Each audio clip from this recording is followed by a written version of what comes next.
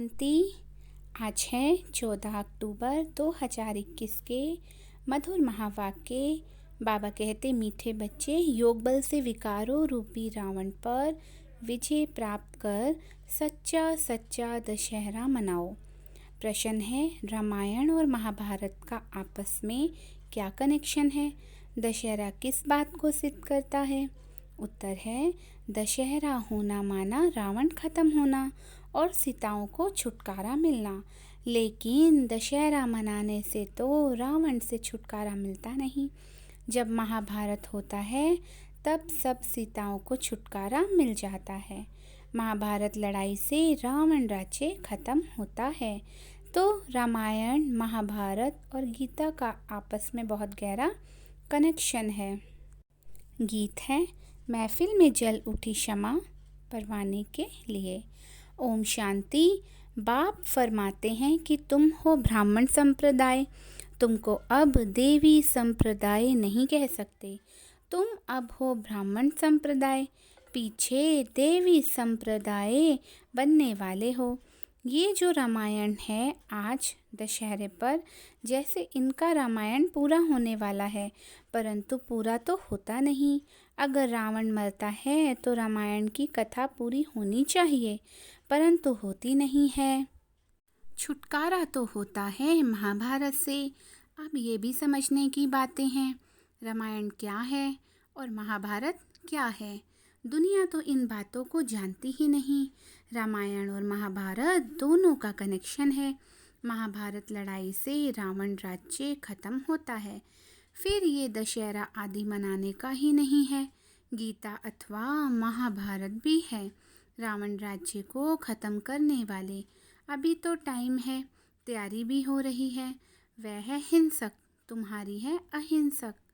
तुम्हारी है गीता, तुम गीता का ज्ञान सुनते हो। उससे क्या होने का है? रावण राज्य खलास होने का है।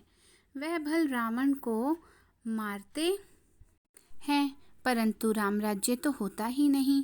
अब रामायण और महाभारत है ना, तो महाभारत है रावण को खलास करने के लिए।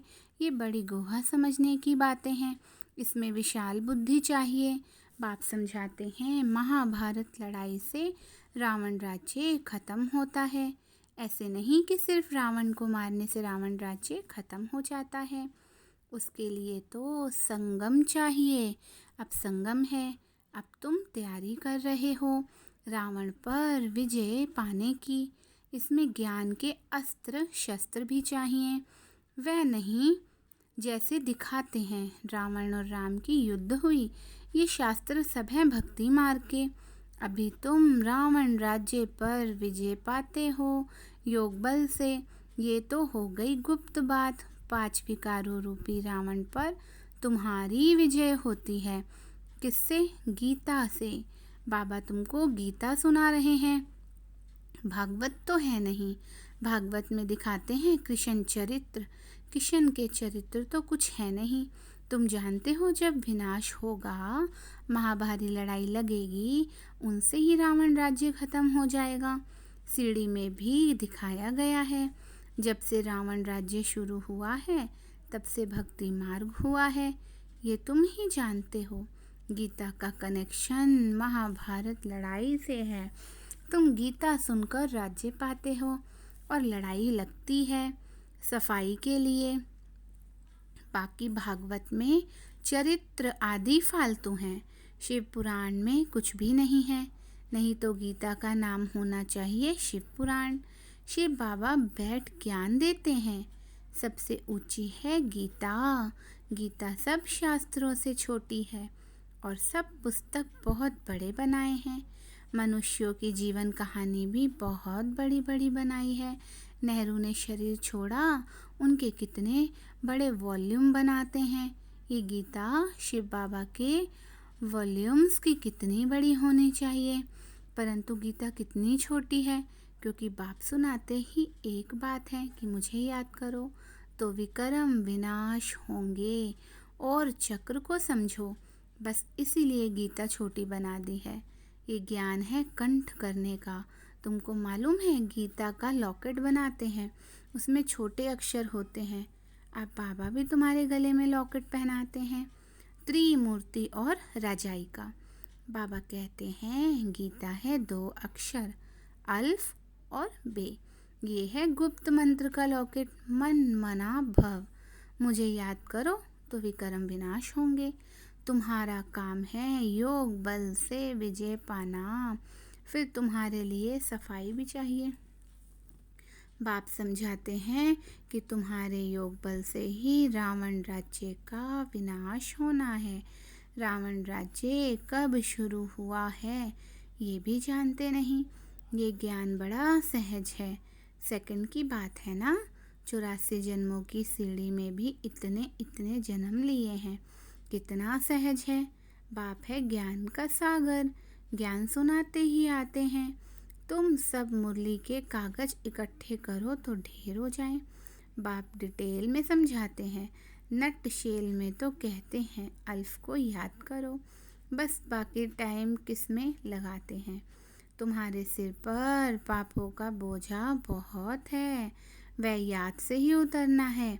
इसमें मेहनत भी लगती है, घड़ी घड़ी तुम भूल जाते हो। तुम बाबा को याद करते रहो तो कभी विघ्न नहीं पड़ेंगे। देह अभिमानी बनने से विघ्न पड़ते हैं। देही अभिमानी बनते हो अंत में, फिर आधा कल्प कुछ विघ्न नहीं पड़ता। ये कितनी गुहा बातें हैं समझने की। शुरू से लेकर कितना सुनाते आए हैं, फिर भी कहते हैं सिर्फ अल्फ बे को याद करो। बस झाड़ का है विस्तार, बीज तो छोटे से छोटा होता है, झाड़ कितना बड़ा निकलता है। आज दशहरा है ना, अब बाबा समझाते हैं रामायण का महाभारत से क्या संबंध है। रामायण तो भक्ति मार्ग का है, आधा कल्प से चला आता है। गोया अब रावण राज्य चल रहा है, फिर महाभारत आएगा तो रावण राज्य खत्म हो राम राज्य शुरू हो जाएगा।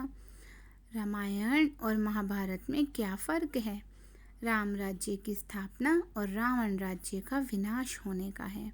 गीता सुनकर तुम विश्व का मालिक बनते हो, लायक बनते हो। गीता और महाभारत भी है अभी के लिए, रावण राज्य खत्म होने के लिए। बाकी उन्होंने जो लड़ाई दिखाई है वह रॉन्ग है। लड़ाई है 5 विकारों पर जीत पाने की। तुमको बाप गीता के 2 अक्षर सुनाते हैं, मन मना भव, मध्याजी भव। गीता के शुरू में और अंत में ये 2 अक्षर आते हैं। बच्चे समझते हैं बरोबर गीता का एपिसोड चल रहा है, परंतु किसको कहेंगे तो कहेंगे कृष्ण कहाँ है। बाबा की समझाने और भक्ति मार्ग के शास्त्रों में कितना फ़र्क है, ये कोई नहीं जानता कि ये रामायण क्या है, महाभारत क्या है।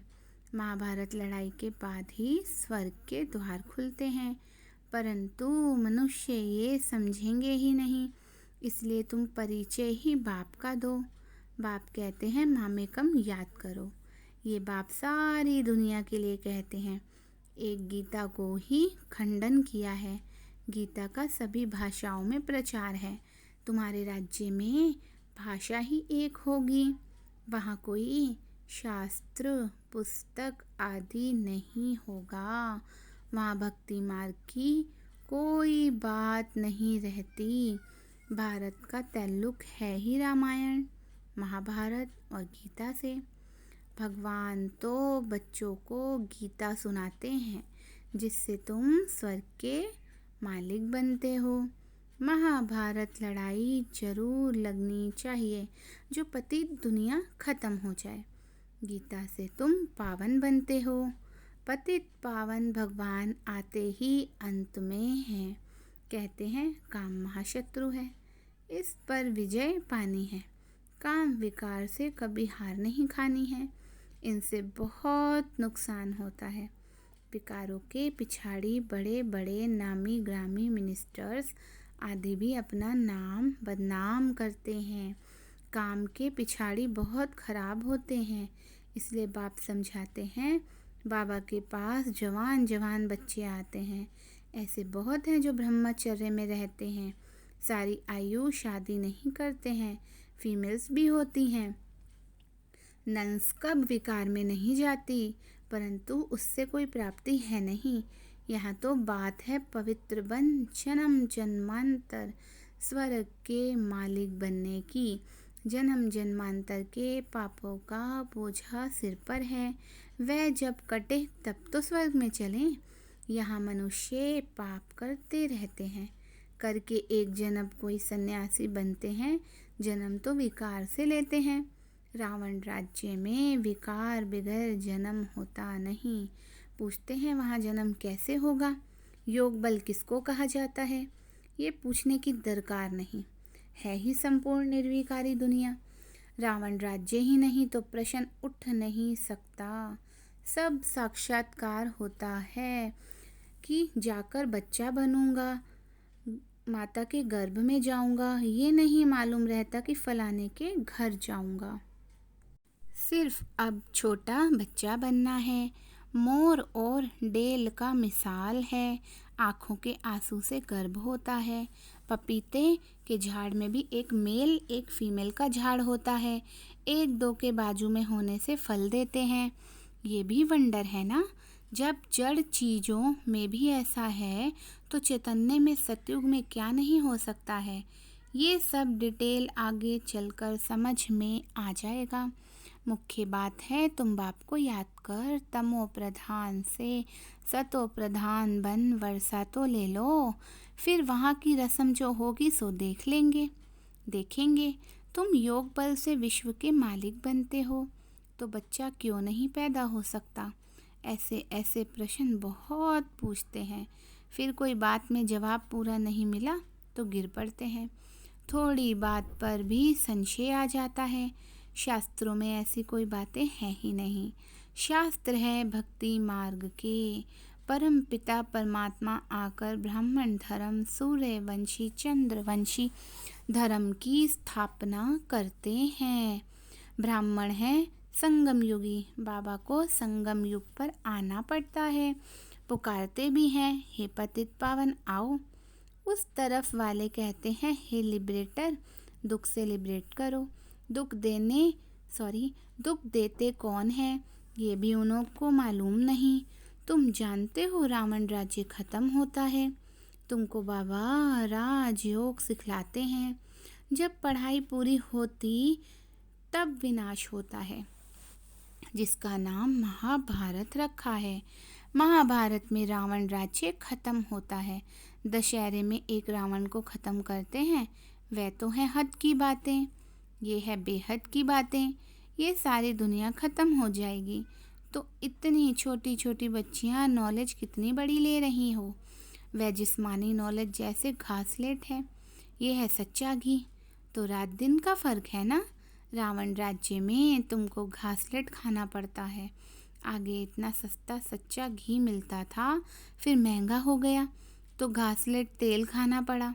ये गैस बिजली आदि पहले कुछ भी नहीं था, थोड़े ही वर्षों में कितना फर्क पड़ा है। अभी तुम जानते हो सब खत्म होने वाला है।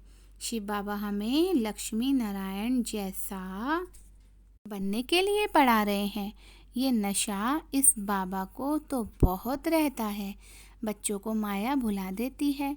जब कहते हैं हम बाबा से वर्षा लेने आए हैं तो वह नशा क्यों नहीं चढ़ता? स्वीट होम स्वीट राजधानी भूल जाती है। बाबा जानते हैं जो जो हड्डी सर्विस करते हैं वही महाराजकुमार बनेंगे। तुमको ये नशा क्यों नहीं रहता है? क्योंकि याद में नहीं रहते हैं, सर्विस में पूरा तत्पर नहीं रहते। कभी तो सर्विस में उछल पड़ते, कभी ठंडे हो जाते। ये हर एक अपने से पूछो, ऐसा होता है ना। कभी कभी भूले हो जाती हैं, इसीलिए बाबा समझाते हैं जबान बड़ी मीठी चाहिए, सबको राजी करना है, किसको आवेश ना आए। बाप कितना प्यार का सागर है। अब गऊ को बंद कराने के लिए कितना माथा मारते हैं। बाबा कहते हैं सबसे बड़ा कोर्स है काम कटारी चलाना, पहले तो वह बंद करो, बाकी वह कोई बंद होने का नहीं है। कितना माथा मारते हैं, ये काम कटारी दोनों को नहीं चलाना चाहिए। कहाँ मनुष्यों के बात, कहाँ बाप की बात।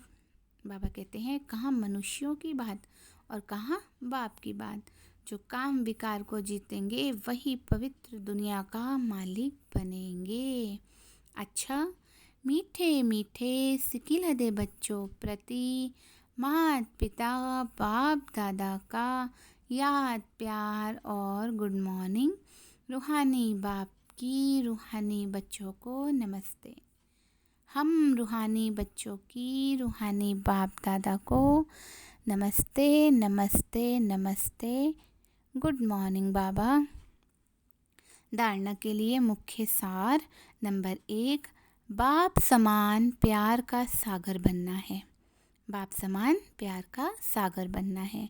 कभी भी आवेश में नहीं आना है। अपनी जबान बड़ी मीठी रखनी है। सबको राजी करना है। दूसरा है हड्डी सर्विस करनी है, नशे में रहना है। हड्डी सर्विस करनी है, नशे में रहना है कि अब ये पुराना शरीर छोड़ जाकर प्रिंस प्रिंसेस बनेंगे। आज का वरदान है सेवा की लगन द्वारा लौकिक को अलौकिक प्रवृत्ति में परिवर्तन करने वाले निरंतर सेवाधारी भव। सेवा की लगन द्वारा लौकिक को अलौकिक प्रवृत्ति में परिवर्तन करने वाले निरंतर सेवाधारी भव। सेवाधारी का कर्तव्य है निरंतर सेवा में रहना, चाहे मनसा सेवा हो, चाहे वाचा व कर्मणा सेवा हो। सेवाधारी कभी भी सेवा को अपने से अलग नहीं समझते।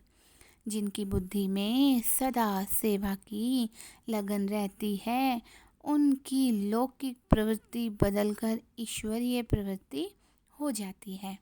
सेवाधारी घर को घर नहीं समझते, लेकिन सेवा स्थान समझकर चलते हैं। सेवाधारी का मुख्य गुण है त्याग। त्याग वृत्ति वाले प्रवृत्ति में तपस्वी मूर्त होकर रहते हैं। त्याग वृत्ति वाले प्रवृत्ति में तपस्वी मूर्त होकर रहते हैं, जिससे सेवा स्वतः होती है। आज का स्लोगन है अपने संस्कारों को दिव्य बनाना है तो मन बुद्धि को बाप के आगे समर्पित कर दो। अपने संस्कारों को दिव्य बनाना है तो मन बुद्धि को बाप के आगे समर्पित कर दो। आज की मुरली से स्वमान है, मैं योग बल से विकारों रूपी रावण पर विजय प्राप्त करने वाली आत्मा हूँ। मैं बाप समान मास्टर प्यार का सागर हूँ। मैं आत्मा निरंतर सेवाधारी हूँ। मैं अपने संस्कारों को दिव्य बनाने वाली आत्मा हूँ। मैं लौकिक को अलौकिक प्रवृत्ति में परिवर्तन करने वाली आत्मा हूँ। मैं सबको राजी करने वाली आत्मा हूँ। अच्छा जी, ओम शांति।